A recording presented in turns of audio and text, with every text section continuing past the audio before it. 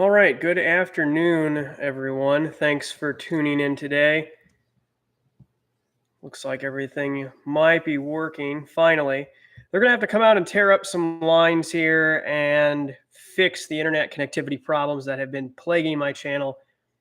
Just about anytime I've tried to upload anything or live stream over the past several days, there's been a number of problems, as you all are likely aware. I'm sure this video is going to be buried because of that to some extent. Because I've had a lot of issues uploading and things like that. So a lot of what we're going to be talking about today is going to be pretty heavy stuff, as usual.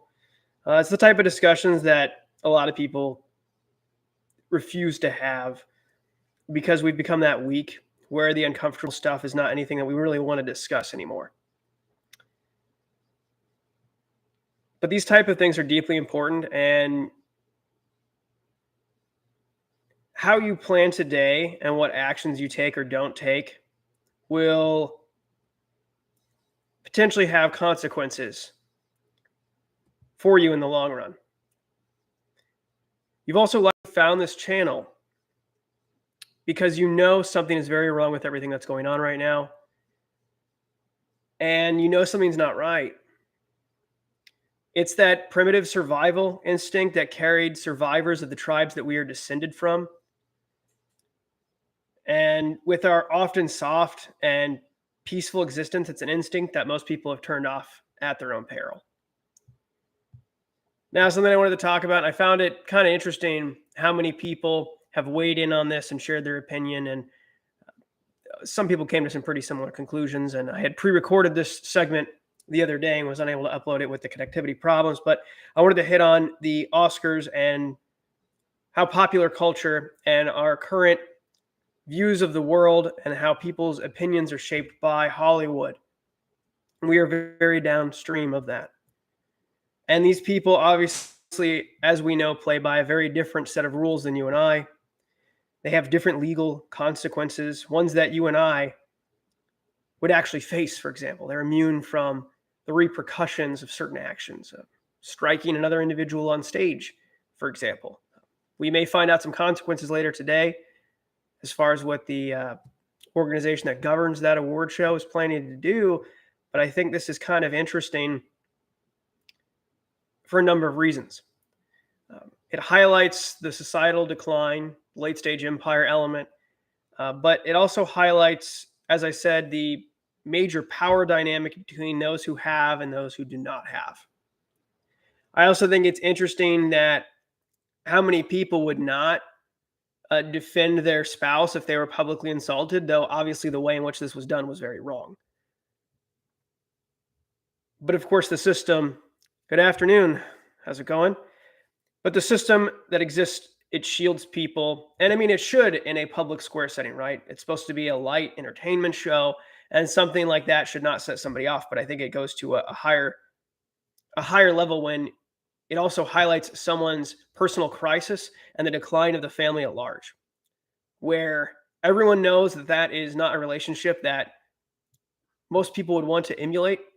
And to watch somebody who has entertained millions, whose films have brightened the day of so many people, Hollywood's nice guy, and we're watching his rapid breakdown on national TV. And that's kind of painful. A lot of people want to throw shade at him. A lot of people want to dogpile him. But I think the really big thing to look at is just how toxic his relationship actually is. And it's one that we see mirrored by far too many people, especially in that world. And they're normalizing it.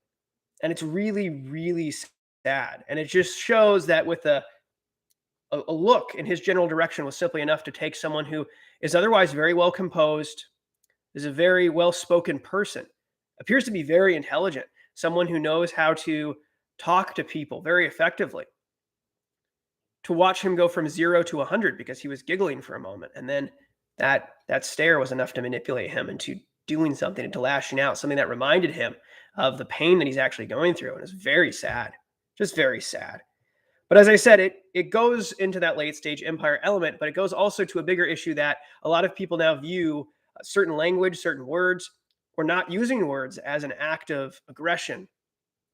And keep that in mind as more peaceful events pop up around the country and around the world.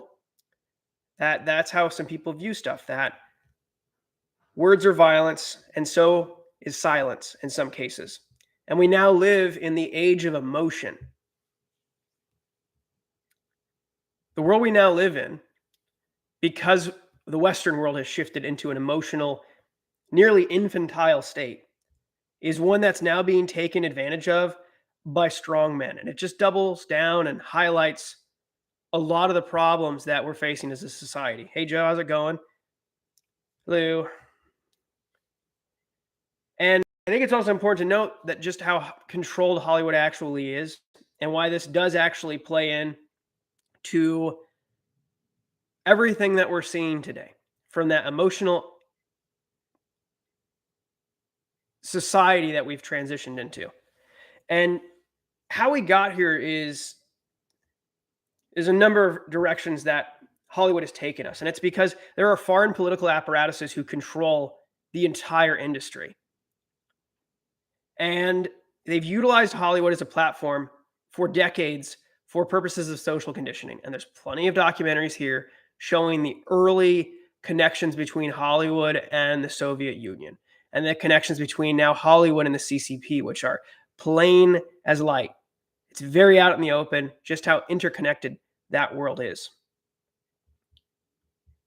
Just look at Disney. They are a great example of this. You've seen how in the production of Mulan, they literally thanked the commandants of the local concentration camp for assisting in the production. That's pretty scary. And this relationship became very obvious to me going back to the re-release of Red Dawn, when they redid the entire film digitally. They did a lot of editing to remove any mention of the Chinese, because it wouldn't be able to air or play in Chinese theaters for casting them in a negative light. And interestingly enough, for cinema or cinemas in China to play American films, there must be a certain percentage of the cast and or crew must be Chinese nationals as well.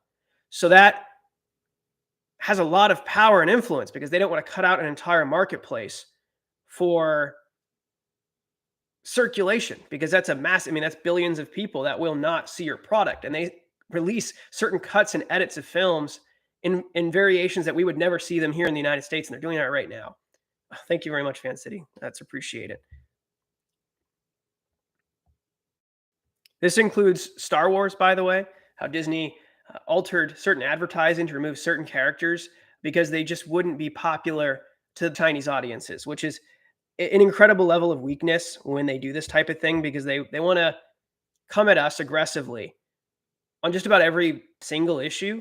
And then when it comes down to it, anything they need to do to signal to the foreign countries what their views are, they're not going to force certain values on them. They're going to cater to them and release versions and of these films and advertising campaigns that are more in line with the values of what they need to be successful there. And it's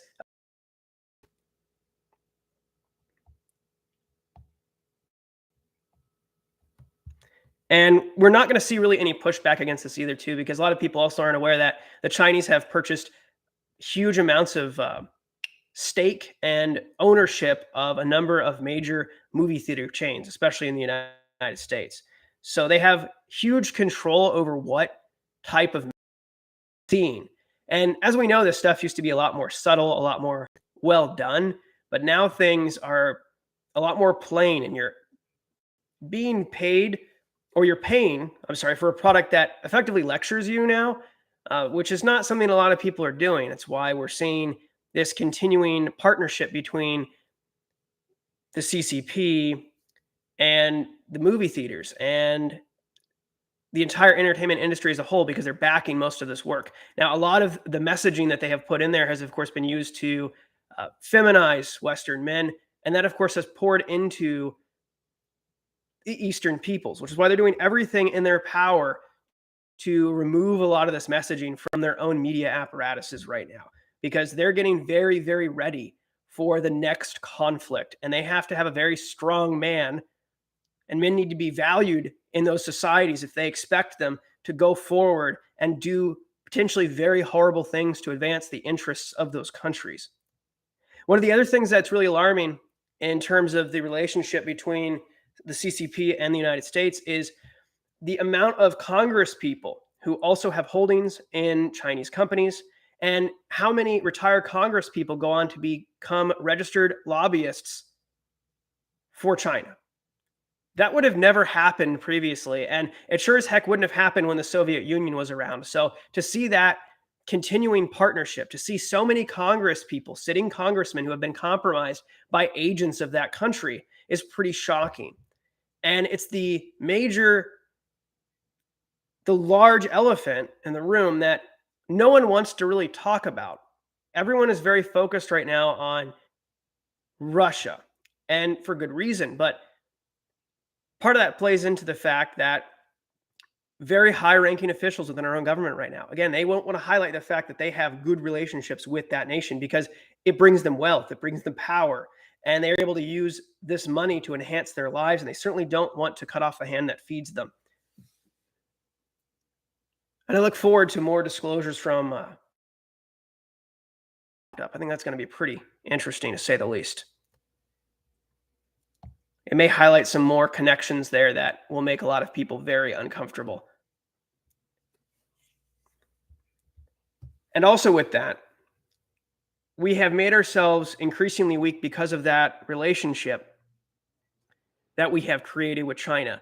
And much like the Romans did in their late stage empire, where they outsourced all of their national defense, we outsourced all of our manufacturing, which I'm beginning to see a push in Western countries to revitalize and revamp the manufacturing around the world, because not much of the manufacturing that's done in the Western world can be done without sourcing most, if not all, of the components from the Eastern world, who are becoming increasingly hostile to us, with many nations holding off exports going forward. And it makes perfect sense why they're doing that. We're beginning to see people discuss food shortages openly, government officials, which is really striking. Should definitely cause you to pause and maybe reassess and look at this information and be like, you know what? Maybe what a lot of these people have been saying is right. There's a reason why you're finding this content, again, because you're a little more switched on and you realize that something's wrong. It's that primitive survival that kept your ancestors alive. You are descended from the people who made the decision to leave that valley and move to the next. And those who stayed in the first valley, they all starved. One other thing I wanted to hit on too, in terms of your own preparation, it's the most important prep. While I have you here, because it's the super fun topic that nobody likes, Angry Prepper has a fitness channel. And one of the reasons too, it's funny, I was talking about cinema just now. I'm a huge movie buff. And I actually won Angry Prepper's contest last night, one of his contests, and it was an obscure movie question about The Lost Boys, one of my favorite movies. But he made a video on sleep and the importance of sleep. And in a preparedness setting, you're not likely going to be getting very much of it. That's not the topic he hit on, but right now you should be trying to make sure that your sleep is as good as it possibly can be. Spend the money on a good mattress, a good pillow. If you have to run the AC at night, whatever, you should be trying to get as much good sleep as possible right now, because you will not be getting good sleep during a major event. It's just not going to happen. As you have to rotate your sleep schedule, as half of the household will sleep, the other half will be awake, pulling security, etc., that type of thing. And if you've never really tried to function on limited sleep before, if you've never spent 2, 3, 4 days on no sleep and just running purely on caffeine, you should really try to accomplish some tasks. Like if one weekend you have the opportunity to not sleep for a couple of days, you're basically operating in a very impaired manner. It can be a little frightening how much you'll struggle to accomplish basic tasks. But if you've never experienced this before in a controlled setting, you really need to do that now, because you don't want to be playing that game during a major event where you're trying to make quick decisions that could have life or death consequences, and you've never really been truly sleep deprived. Yeah, sorry to hear that, Joe. Yeah, no, if you can really work on your sleep, you should definitely do it now. And one of the other things too that came out regarding sleep. I'm still signed up for some messaging alerts from out in Colorado, and I received one the other night. There was a major wildfire around Boulder. So I received a text, and it would have come in around, I guess, 11 o'clock or midnight, and phone calls from their emergency alert system in Boulder. And had you just gone to sleep, had you just put your head down after working a 15-hour shift, would you have been able to think clearly?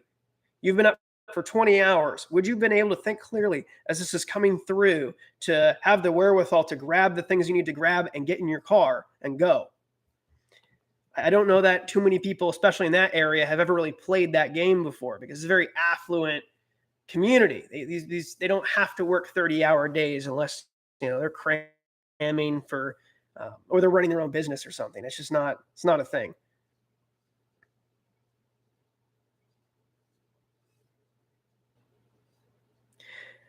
Yeah, no, I overcome a lot of the stimulants, potentially, for sure. But I think at the same time, it would be beneficial to know just how your body reacts to a lot of them, especially if there's a necessity at that point to be drinking coffee. Maybe you do need to push, another 5 or 6 hours pulling security, but you've already been up for 48 hours. So might be worth considering, especially if you don't like coffee, having ways to doctor that coffee.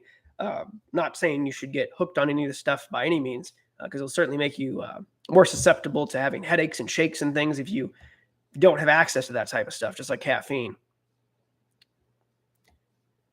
The other thing I wanted to hit on today too, Biden's calls for Putin's removal. And the White House watching them have to come out and basically say that the president of the United States does not speak for this administration. That's a pretty incredible walk back. But it just goes to show you the level of decline that he has now achieved. And it's pretty frightening when he can't even stick to the notes. Though, of course, if you saw that some clips from the other day where he literally had cue cards, they gave him the softball questions, and somebody had snapped a pic of the cue cards, and the questions were almost asked verbatim, and he read off the answers verbatim. He can't even handle off the cuff stuff. It's very frightening. It's very frightening. And because of that, you have someone who's literally steering the ship, and that ship is an old, outdated nuclear fleet. Now, 45 started the modernization programs, and I never really heard too many updates as to how far along that progressed. I don't know if you guys did. If you did, comment below. Obama dismantled huge numbers and reduced our capability when it comes to nuclear weapons. And we are not the world's foremost nuclear superpower anymore. And the idea, and this is why I'm doing this chat, and you need to get this out of your head right now, because I've seen too many people cleave to this. The idea of mutually assured destruction is a Western principle. The East, they're making wide-scale and large-scale preparations for continuity of government and survival of their civilian populations. They intend to win a nuclear conflict. That's a big difference in philosophy. Even Moscow is a giant bunker. The metro transit system for decades there has had blast doors. And because of its depth, it could likely survive direct nuclear hits. If you have the opportunity, I would encourage you to watch Canadian Prepper's latest video where he interviewed a former CIA analyst on these matters. And I don't want to go too much into a lot of what he had to say, but he definitely drew a lot of similar conclusions that a lot of us in the preparedness world have been able to draw based on what is openly out there. But the idea of how foolish it is that we cleave to mad, and that we keep doing it, that the fact that our president continues to mention that as the guarantee, as the certainty, while again the East modernizes their entire nuclear fleet, where their submarines are capable of launching intercontinental ballistic missiles, while our submarines are only outfitted with medium-range tactical nuclear warheads.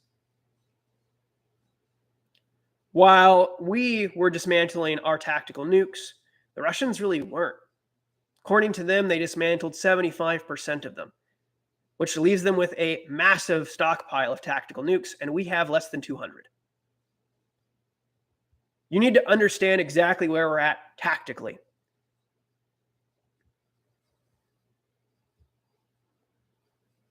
And while we send billions upon billions overseas to a country that, for all intents and purposes, can't actually do anything with that money, that's one of the bigger problems. You can't buy things that don't exist yet. And a lot of countries are becoming more and more insular with their manufacturing, with their stockpiles, with their munitions, because a lot of what they had on hand has already been shipped to Ukraine. Canada, again, admitting the other day that they were pretty much exhausted of all of that type of equipment. So they need to get more of it. Well, how are they going to get more of it when you rely on transistors and microchips and other things from Taiwan or other nations to assemble this equipment? You are looking at potentially a several-year backlog to restock what you have just given away. You can only buy things that exist. So it's mostly going to be outdated equipment that foreign governments don't want. And as we've seen, and I made a video on this the other day, military surplus is in short supply, and that's because Europe picked up on the fact that there was going to be a major conflict in 2015. They kind of clued in on this, and they stopped releasing surplus equipment, uniforms, boots, helmets, body armor. That's why we stopped seeing any imports of military pistols and other things along the way. They picked up on this far sooner than we wanted to acknowledge that this was the reason, because I'm seeing even more and more Mosin Nagants now. Since I mentioned that in the video the other day, I've noticed more and more of those have been popping up all over Ukraine. A lot of really oddball, obsolete stuff is in widespread circulation now. And it's the stuff that they were sending here, by the way. And the United States, the last time they really bothered to even prepare for a nuclear attack in any way was back in the 1970s and 1980s when they bulk ordered Geiger counters and dosimeters for civil defense, which is no longer functional.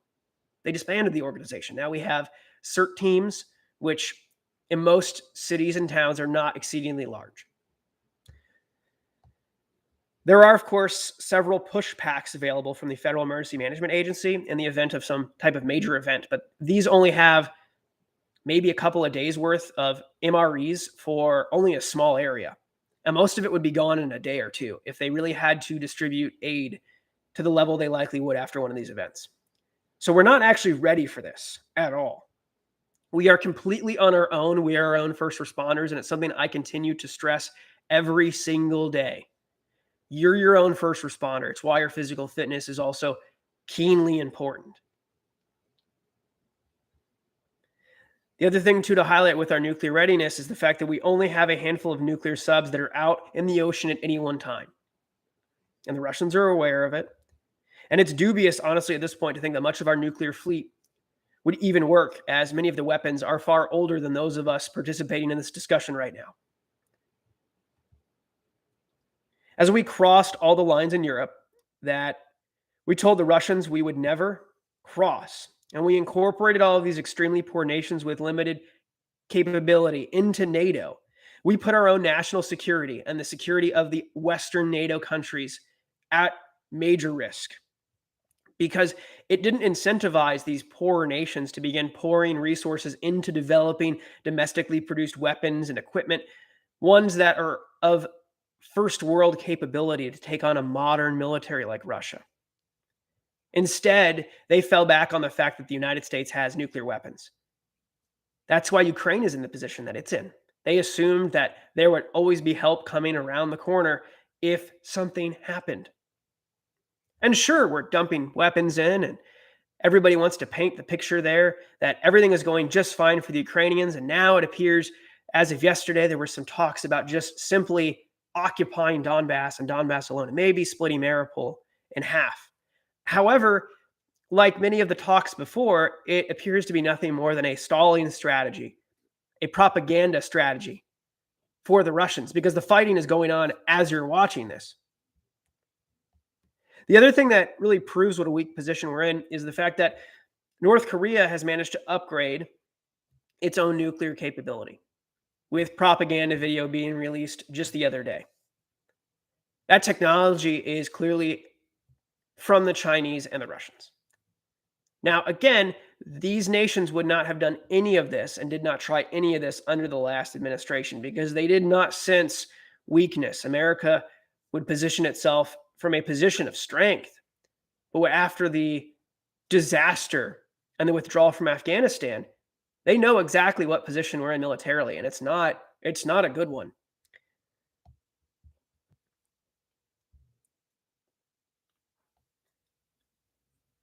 I wanted to hit on the economy as well. And as I mentioned, society is downstream from pop culture.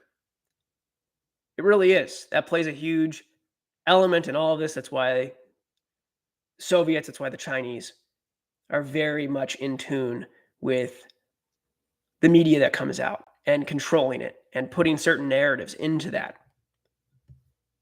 You have to understand how we got here and where we were. You have to understand that many of the controllers have aligned themselves with Eastern philosophy about the preservation of life. While these are the same people who were telling us that we need to stay inside to save grandma, at the same time, these mega corporations have aligned themselves with a government that is perfectly fine with infanticide, genocide, and ethnic cleansing.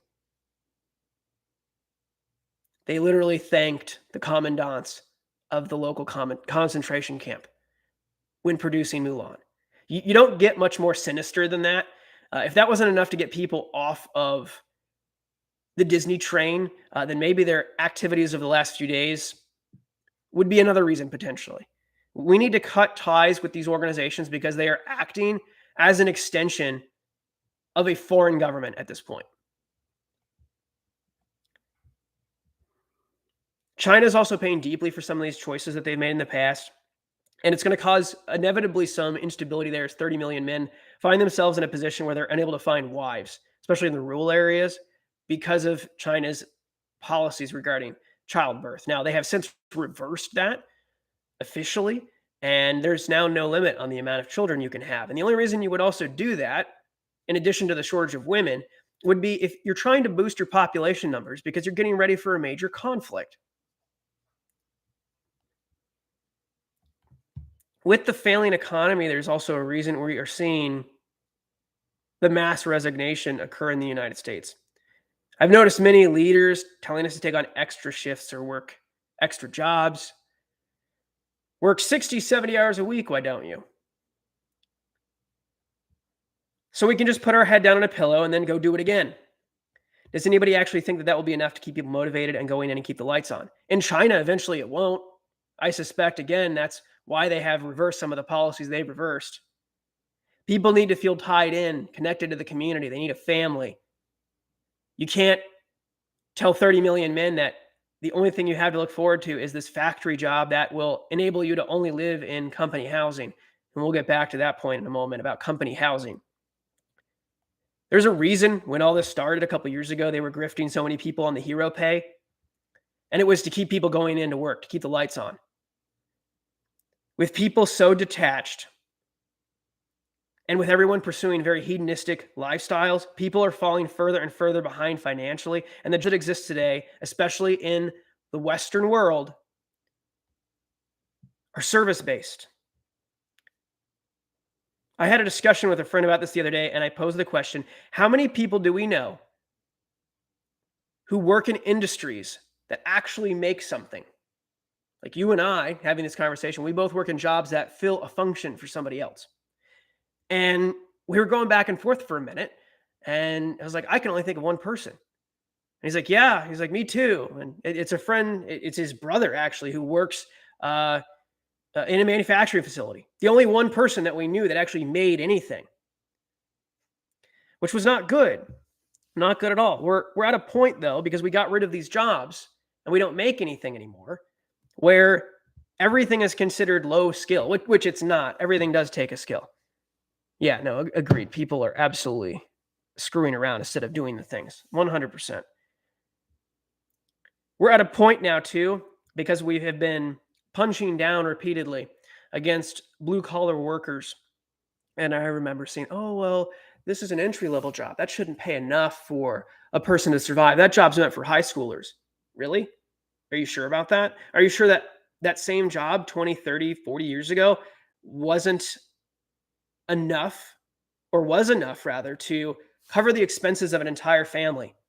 3 or 4 kids, 2 cars in the driveway, a house. And we're at a point now, and this is a really critical one, that emergency service jobs in most places no longer pay enough to attract emergency service workers. This includes firefighters, EMTs, paramedics, not just police. On a long enough scale and a long enough timetable, as no one can attract or retain anyone because of the low pay scale, you're going to find that our general readiness as a nation and the fact that we are so underprepared for when something really big does finally happen, if you are in one of these areas, you're going to find out just how short-staffed your emergency workers are and how detached they are from those communities, because many of them are having to commute in because they don't live there, because they can't afford to live there. And if they do live in that area, it's likely that they're pretty far away from friends or relatives, so they're gonna beeline for the exit if they can. Some will certainly stay well past the point they probably should have left, much like we've seen with the situation in Ukraine, where a lot of people have stayed well beyond the point that they should have left.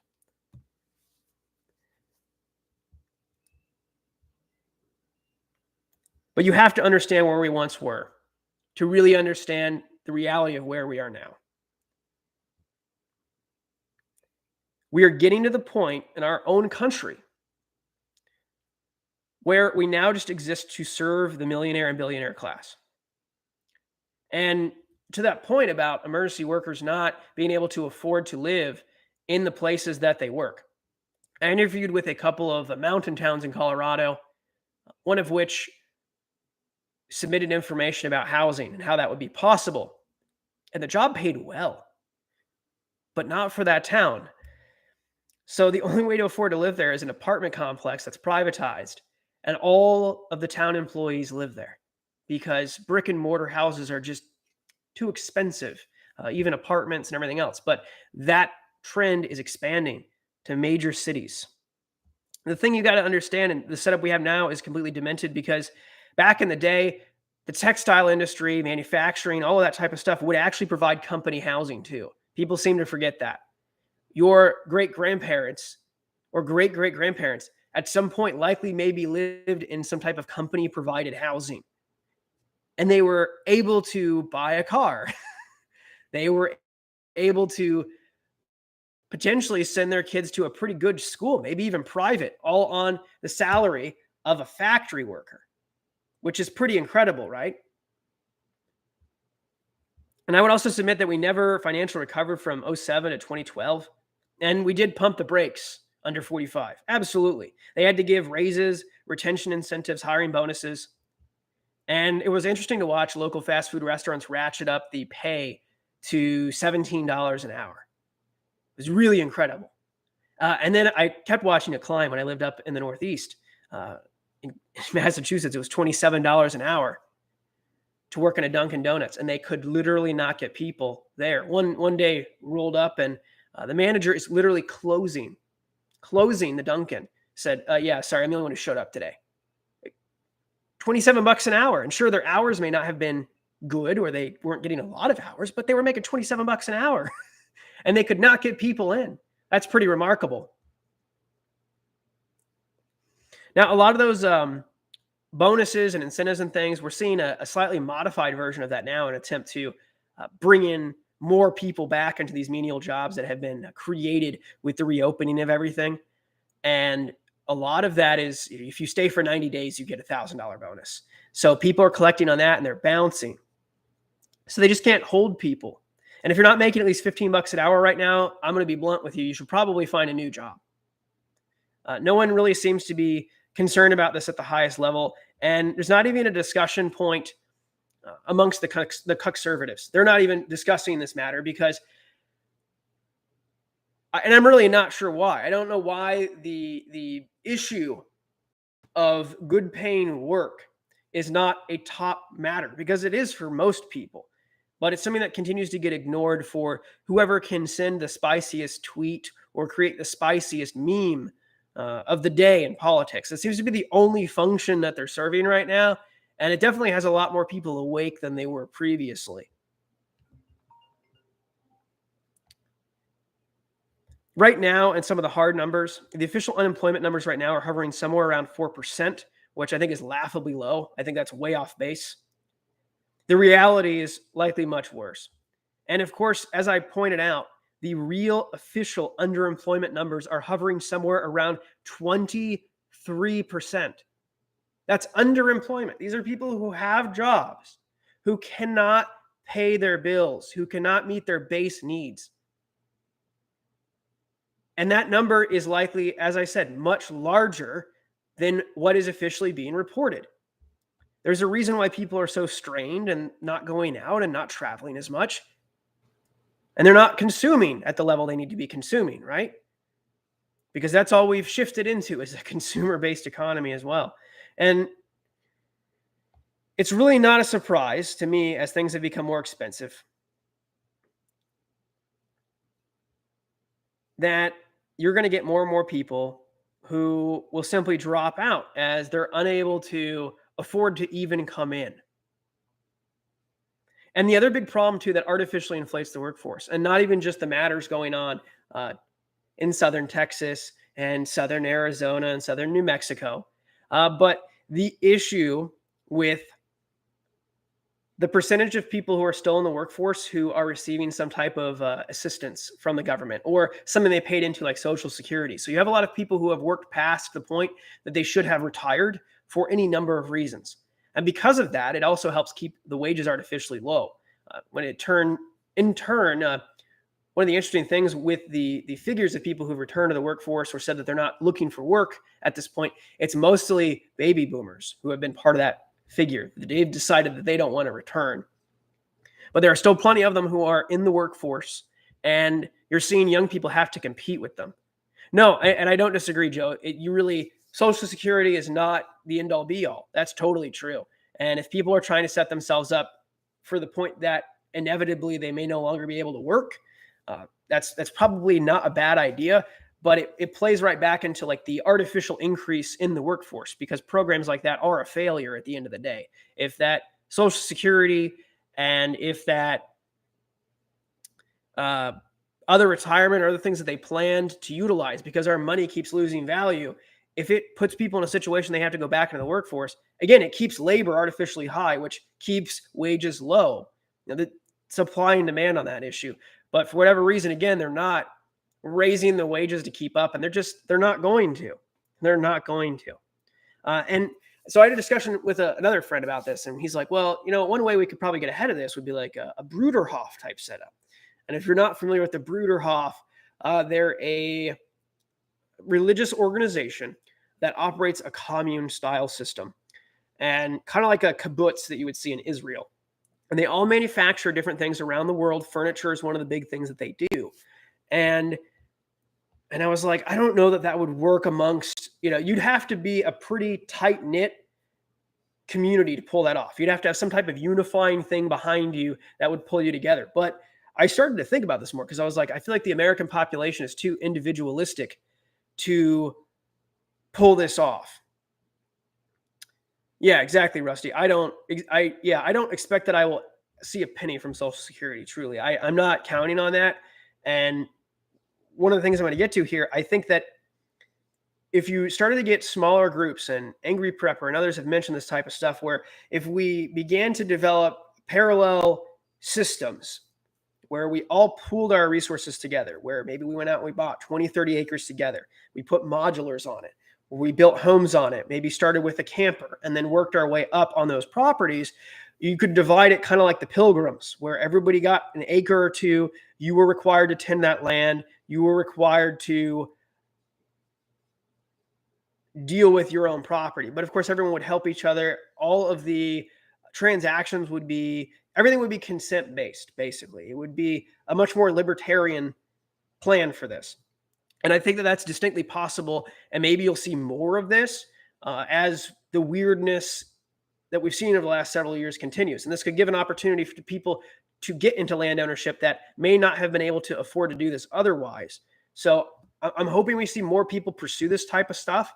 It would certainly take a lot of legwork to get a lot of this going, a lot of land assessment and money up front, that type of thing. But I think it's something that people should pursue. If they already have family or extended friends or others who see a lot of the same problems that we see, this would definitely give you a lot more control and autonomy over your life going forward.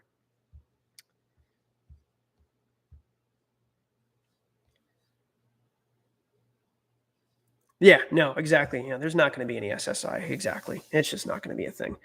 But the big takeaway I want to leave you with today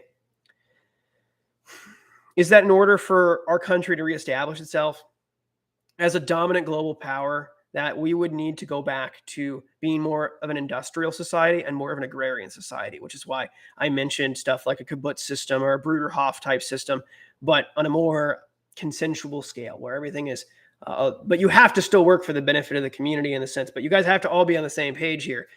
Again, tend your own land, because the Pilgrims found that when they divided the land amongst each family, that it was actually a successful colony. When they tried to pull this game of everyone has to work and we're all going to work on the plot of land together, it failed miserably. Yeah, no, I agree with you, Joe. I'm certainly not laughing at the prospect that Social Security won't be there. But I mean, even if it is, I think the payouts are going to be so low that it's going to be laughable. Like, it won't even pay for, one bottle of prescription medication that you might need by the time you're an much older person. Not to mention, of course, the fact that all the medications that we utilize, especially the generic stuff, and even the domestic produced main brands of these medications are sourced from mostly imported stuff. And the generics are all made overseas almost exclusively. So that's only going to get worse in terms of pricing and availability. But as I said, the big power play here is to return to an industrialized society, which is going to take a lot of time, a lot of cutting of red tape, but with effective lobbying, with several good election cycles, I think that that's very possible to cut a lot of that red tape. And as we shift into a more agrarian system, you'll have a lot more control over your food security, because we're about to see the pricing on that absolutely balloon as fertilizer becomes more and more scarce, as more countries begin to refuse exporting things, because that's going to be the next big problem that we're going to face shortly, is that countries are going to refuse to export more and more food and more different types of products, because they're going to need it for their own people and their own national defense efforts. And if we're going to preserve and protect our national security here at home for future generations, we have to be willing to do a lot of hard work now and a lot of struggling now, where we begin to make things here. And if we're going to do this, we also need to steer people into skill sets that actually matter and that can be utilized to bring our nation back to being a world power. And we're going to have to suffer a lot in order to make that next generation of strong men that we need for that. Yeah, absolutely awesome, Rusty. Yes, you're teaching your children now how to take care of animals is huge. Getting them over the possible and maybe even emotional attachment they might have to some of these animals, because they could potentially become a food item, right?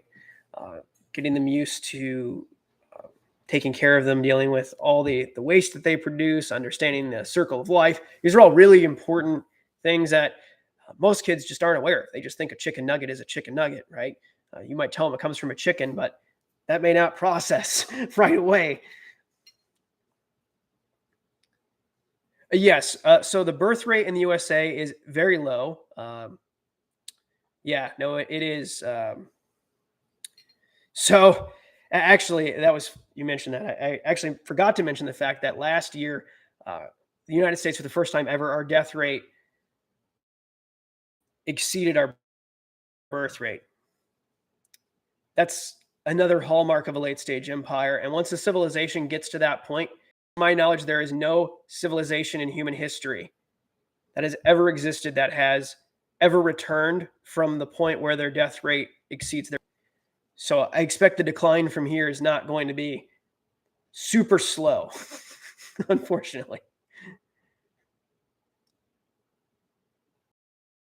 You named all the egg layers. Oh no. Well, at least those are off the menu for a little while, I suppose. Yeah. That would be potentially bad in the long run, though. Actually,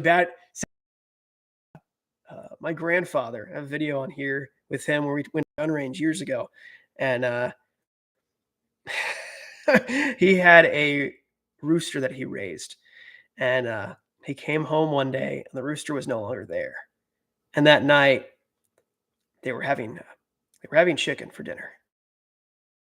And so as his mom is carving this up, he poses the question, is this my pet? And of course it was. So we have lived through very comfortable times, and that is why we are collectively so soft, because you talk to the generations that have had to live through the Great Depression, or periods like that, and there's some really great footage here on YouTube, some stuff that I've seen roll out lately of people talking about their lives in the 1860s, 1870s, here on YouTube, or living through the Depression. And I would encourage you to watch all of that type of stuff, because it really gives you a good snapshot into what will likely be around the corner, what you can expect as far as your standard of living, and see that it is possible to get by with less. It's not ideal, obviously, but it can be done, and that you just have to become very flexible and very strong-willed to get through it, like the people before you. Yeah, right on, Joe. Exactly. I mean, we're here because there were a lot of strong people in front of us, and we can look at a lot of our own internal weaknesses, or maybe pick out character flaws in the people that we surround ourselves with, and realize that in the right situation, we will all find that strength to deal with hard times. And all it takes is the right push, that will to do well, that will to succeed, the will to move forward and move past whatever struggle is ahead of us.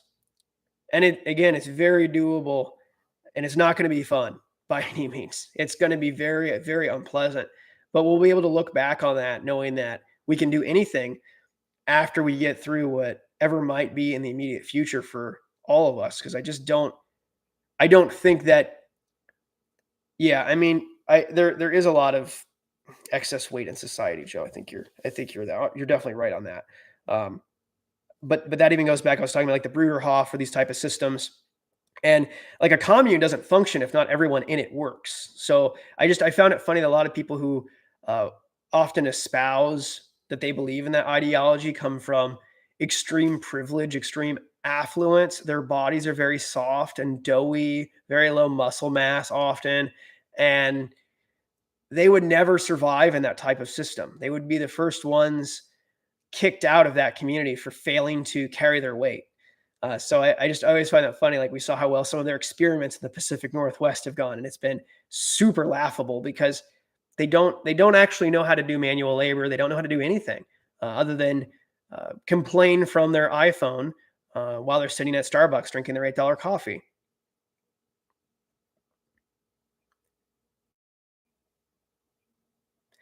Well, anyway, guys, I think I'm going to go ahead and wrap it up, unless y'all have anything to add to today's chat that we want to expand on.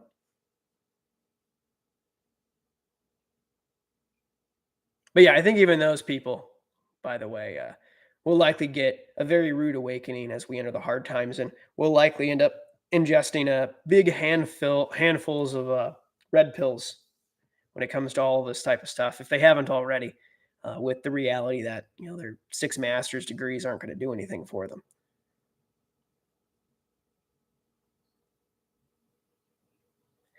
Yes, yeah. Well, the egg thing is interesting too. If you guys saw, speaking on that, Rusty, Germany's only like a few weeks away from running out of eggs completely. I think that we may see some similar issues here in the United States, I suspect, because they already rationed eggs at one point in a lot of the country. I don't know if you guys saw that within the last 2 years.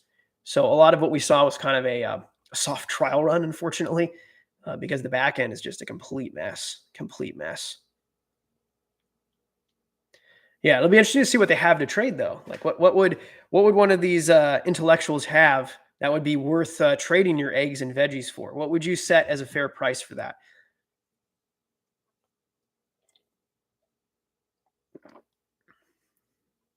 I think that's a good question. It would have to be something worth quite a lot, right? I mean, I don't expect they're going to have mountains of freedom seeds or anything.